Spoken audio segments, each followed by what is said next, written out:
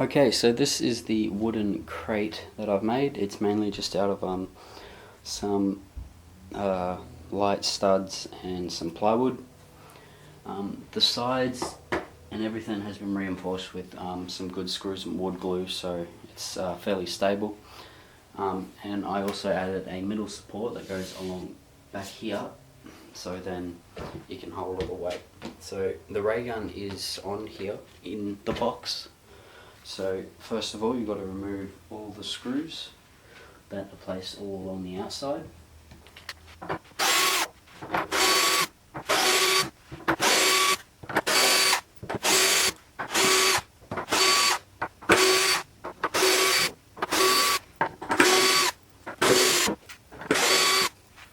From there, it will lift off.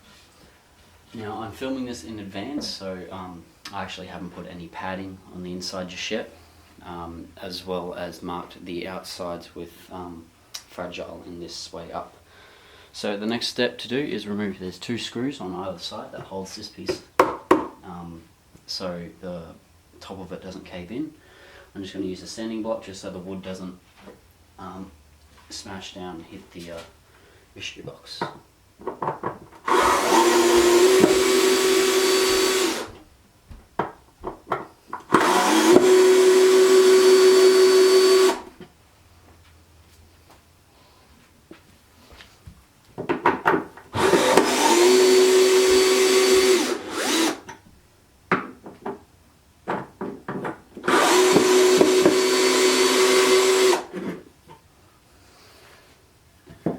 And there's a mystery box. So it fits in nicely, there's a good gap around the sides. So I'm going to put packing peanuts, and newspaper, stock it up so you'll stop it from hitting the sides. And yeah, that is the wooden crate. Simply enough. It out. Okay, so once you got it out, simple, just undo the latch, and then this folds up over, and then you can fold it again. And I just put this piece of foam in here just to stop it from having any contact at all with the wood if it does during shipping. But so far it's all foam padded, and it does well, doesn't really move around that much, which is fairly good. So it should be good upon shipping. This piece is mainly just put here as well as the foam on top to help compact it down to stop it from moving up and down. And with this section here, these pieces hot glued in, should really stop any movement at all going back or forth. So this is the bag filled with the power adapter and the brackets for the stand, as well as the brackets here that hold the ray gun up. If you look towards the ray gun mystery box video I did a while ago, it should explain the majority on how to set it up and getting it ready for display. So yeah, once that's done, let me just remove this and put it aside for now, the ray gun. So as for the trigger, it moves just back and forth because it's just on a simple slide system with a spring at the back to push it forward. So you will have to get used to using it. You have to push it almost straight back. You don't want to push it down because it's could break the plastic clips because the spring goes straight back.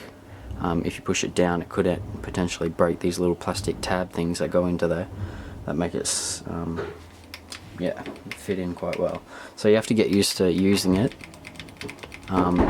because yeah, you don't want to break the trigger because that's a lot of work if it needs to be fixed. So the magazine is held in with a magnet embedded in the resin, but you do have to be careful because if you do bump it, it could come loose and the magazine could potentially come out and fall on the floor. So it's something you got to be take note while you're walking around with it. So here is the speaker. It's held in by 4 screws here. And there's the input for the power supply, so you can run it off a wall. There's 2 switches here that control the quotes from the game, as well as on the silver bits. These ones control the music on the left hand side of the gun, and on the right hand side of the gun, the same silver bit, they control the volume. So you got plus, negative, and right under here, the switch here, you've got the on-off switch. So that's where all the button placements are, so you know where everything is. So as for replacing the batteries, what I end up doing is I usually lay it on my bed and use a pillow for this side, so then it doesn't crush the 2 prongs at the top of the ray gun here. So you want to raise it up on that side just so it doesn't do any more damage. And on the right hand side of the gun, there will be one screw that stands out a lot more brighter than the rest, because that is the only real screw. The other screws are just dummies, just for show. So best to use the screwdriver. This is a not so skinny screwdriver. You can get thinner ones. The thinner ones, you got to be wary about it, because it could actually shear and take some of the paint off the actual screw. So you've got to be careful of that. So best to find a right screwdriver that fits inside. So what I tend to find, I hold my hand underneath it so I can control how much pressure that I put on it, and then slowly twist with enough pressure that it doesn't skip and take the paint off.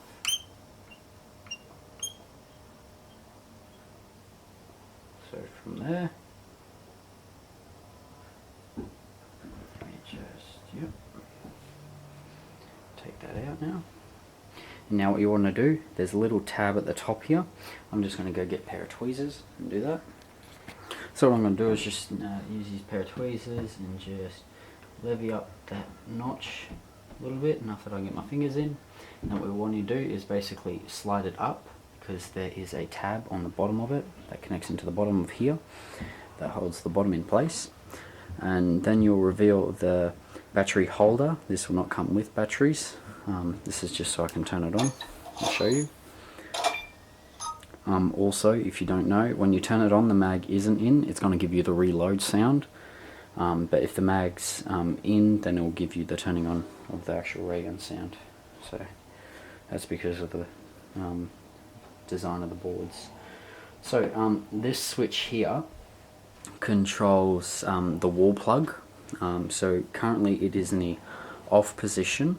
So let me just show you this. So the wall plug is plugged into the bottom of the ray gun, I'm showing you before, and this is just plugged into the wall outlet. This is a special adapter bought online that won't blow the LEDs. So that's plugged in. So as you saw before, the switch is currently in the off position, and as you can tell, the lights are off. So what I'm going to do is just turn this switch on, and now you can have it running off the wall lights. So this is the switch is put in here mainly just so you can control the overall wall if you want it plugged into the wall. The only thing I have been curious about is leaving the switch on constantly, because the little sound chips that I use, static electricity can actually cause some issues with them. So to stop it from getting any sort of static electricity that might come in from your hands touching the input of here, rather than that going directly into the chip and causing issues, there's a switch here to stop it. So if you are going to walk around it and use the batteries, then you turn it off and then you turn it on this side, and now you're running off the batteries.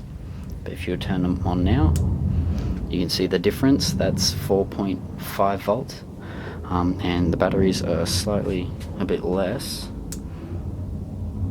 And yeah, but the batteries itself, I put them in there back when the release of Call of Duty, and they have not been changed out. I actually ended up leaving them on for 24 hours by accident because I thought I turned it off, then I packed it away in the box. So the batteries, these ones are Ever-Ready Gold. They've lasted quite a while, and yeah, they're still going strong. So that is basically the battery location and how to put new batteries in. And if you want to put it back together, it's simple. Just put the tab in that side, push it down slightly. Then I am going to screw this in by hand, by as much as I can do. And then same as before, I'm going to put my hand underneath so I can control how much pressure I'm putting on the screw. You don't want to put too much pressure, but also not too light that it actually skips and takes the paint off the screw. So you can tell how tight it is just as soon as it hits the plastic. You can kind of tell.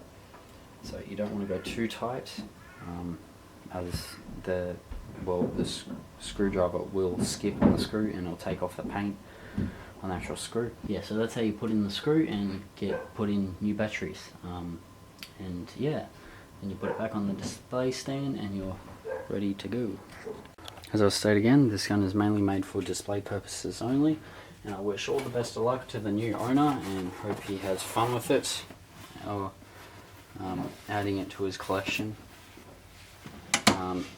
And yes, because so far this raygun Mark II has gone up to a really high quality compared to the ones out there, and hopefully it makes a good, really conversation piece wherever it may be stored. So there we are, raygun Mark II.